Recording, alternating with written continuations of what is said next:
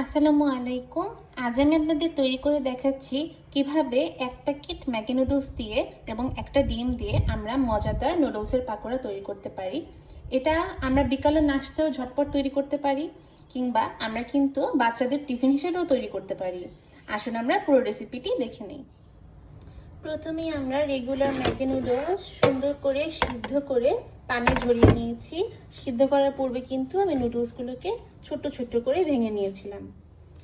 1 চিমটি লবণ নিয়ে নিয়েছি, একটা ডিম, স্বাদের জন্য মজারেলা চিজ, এটা সম্পূর্ণই অপশনাল, আর নিয়ে নিয়েছি ফ্রেশ ধনিয়া পাতা। এবারে চলুন আমার পুরো রেসিপিটি দেখে নিই। প্রথমেই আমরা দিয়ে দিচ্ছি আমাদের সিদ্ধ করে রাখা নুডলস।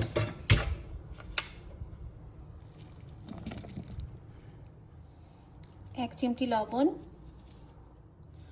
নুডলস মশলা, একটা ডিম,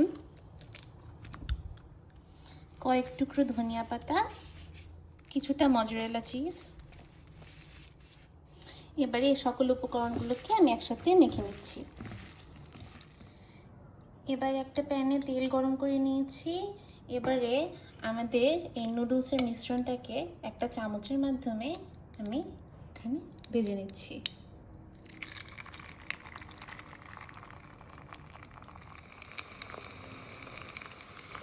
একটা পার্ট কিন্তু 2 থেকে 3 মিনিটের বেশি ভাজা যাবে না, তাহলে পুড়ে যাবে। এবারে আমরা সাবধানে উল্টিয়ে নিচ্ছি।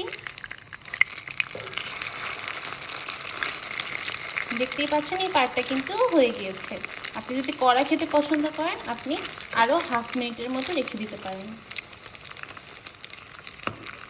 আমাদের এই বড়াটা হয়ে গিয়েছে, এটা নামিয়ে নিচ্ছি। ঠিক একই পদ্ধতি অবলম্বন করে আমরা বাকিগুলোও ভেজে নিব। লাস্টের কয়েকটা ভাজতে গিয়ে কিন্তু এরকম ফেনা ফেনা উঠে যেতে পারে, এতে ভয় পাওয়ার কিচ্ছু নেই। এটা ডিমের জন্য হয়েছে, আপনি চাইলে আরেকটু তেলও অ্যাড করে নিতে পারেন। তৈরি হয়ে গেল আমাদের মজাদার নুডলসের পাকোড়া বা নুডলসের বড়া। এবারে আপনারা চাইলে যে কোনো ধরনের সস দিয়ে পরিবেশন করতে পারেন। আমি এখানে পেরি পেরি মায়োনেজ সস দিয়ে পরিবেশন করছি।